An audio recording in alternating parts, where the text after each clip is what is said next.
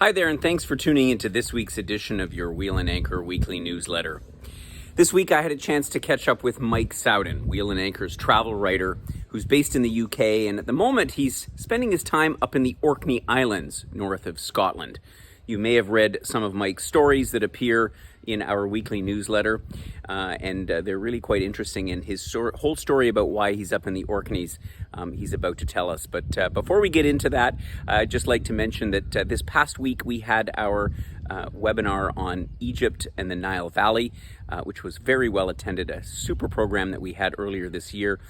You can download that in the link below. On October the 27th, we'll be having the program that's adjacent to that, which is Israel and Jordan. It'll be happening November of 2021. That's the trip. And the webinar again on October the 27th at 11 o'clock Eastern Standard Time. And then finally, our first edition of our rail journeys, which we're very excited to present. This came up during our travel forums. A lot of people seem to be interested in rail journeys. So we're going to talk a little bit about some potential ones that we're going to offer through Wheel and Anchor. That's on November the 5th at 11 o'clock. So now let's hear a few words from Mike. Good morning, Mike, all the way up from the Orkney Islands. How's it going? Oh, good morning. Good morning, Gordon. It's going very well. Yes, a blustery and cold day in Orkney. Most days are blustery, but it's usually quite decent with the temperature. Orkney is surrounded by sea, so it's the Gulf Stream comes up the top of Scotland and comes around Orkney, so the temperature is usually quite mild in the winter and it's quite cool in the summer. So yeah, I'm glad to be here. It makes for a very interesting climate. You were just saying that you've been spending the better part of a year in Scotland, and yes, fantastic. Yeah, yes, with when lockdown happened, I sold my family home last year, and this year I was going to be traveling around. That was going to be Spain and Greece and elsewhere, and then suddenly, okay, I can't really leave the UK, so it became Scotland. So I have Scottish family, but I've never spent this long in Scotland, and it's been wonderful. Fantastic. But I came to Orkney only about a month and a half ago, and I'm staying for another month and a half. Wonderful. And so, I mean, there's Scotland, and then there's the Orkney Islands, and so I'm curious, why? Like, what drove you all the way up there? Well, I used to be 20 years ago. I was an archaeologist, or more correctly, an archaeology student here.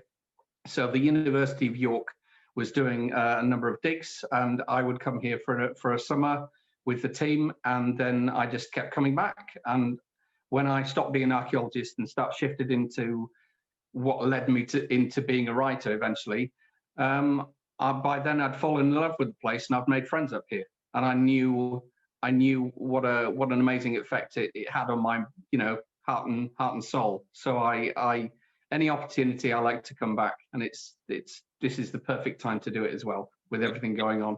No kidding. And I think that sort of lends the question then, how does being there affect your travel writing, or how does it influence it or inspire it, as opposed to just being at home? Well, yeah, well, it's Orkney it has a strange effect on you. I saw this as an archaeologist. When people would come here, there would be this period where they would have to get used to Orkney. It's incredibly quiet. If you're used to even a small town life, it's incredibly quiet. This island that I'm on has less than 600 people on it. At one time, I saw the phone book, and it's 3 sides of A4 typed. That's the phone book for the island, which is incredible. But it's it feels remote at first. The interesting thing about Orkney is that historically it doesn't seem to be remote. There's all these incredible archaeological structures, especially in the middle of the archipelago, that suggest that this was a center. There was a lot going on here up to a couple of thousand years ago. Now there's 20,000 people across all the islands. There's 70 islands, and there's around, I think it's 7 or 8 that are actually occupied. 20,000 people now 5,000, 6,000 years ago, it seems that there was about 10,000 people in Orkney, which is an astonishing population for the time. So there was lots going on here, and archaeologists still don't know what. So so interesting. It's such an interesting place. Just in the BBC News today, there was yesterday rather. They found the earliest babies in the world, which is a fish that was found on one of the islands, fossilized fish, 385 million years old, and they found evidence of babies. This is the earliest creature on Earth that we can see their babies. So there's things going on in Orkney, and you come here and you're expecting just utter quietness, and there's all these fascinating things to learn. And every time you go back, you see another deeper layer of Orkney. So yeah, that's how I fell in love with the place, and that's why I keep coming back. Yeah, and so lots of fodder for writing, I suppose. Yes, absolutely. It's it's a place to come to bring work, and you have lots of places to go for walks and to just think. If you want to get away from everyone, you can, because you can go up into the hills and go walking along the coast. And if you want to have the experience of sitting in a coffee shop and just sitting with your notes or chatting to locals as they go by, and you can really pick and choose. So in terms of a writer's and a thinker's life, it's a very good place to be. And that actually, begs my next question, is because I always love the articles that you write, and because I think they're very thoughtful, very personal, like your personal experience. And so, what is your secret to good travel writing? Oh, well, I think after having done lots of different types of writing, particularly nonfiction, a curious person is always going to find a good story. And if you rush into something and you try and take what you initially find and take that away and turn it into a story, it feels very hollow and very kind of, you haven't got to grips, you haven't found the bones of it. Whereas if you just kind of hang around, if you have the time to hang around and find all the details at the edges of what seems to be the story are usually the thing that turns into the unique angle, but also the thing that is the most illuminating aspect of the story you were trying to find. So if you're curious and you just ask lots of questions and you just talk to people, that really seems to be the essence of a good non-fiction story. And this is particularly true with travel writing, because one thing I learned early on when I was analyzing my own writing was I wasn't quoting.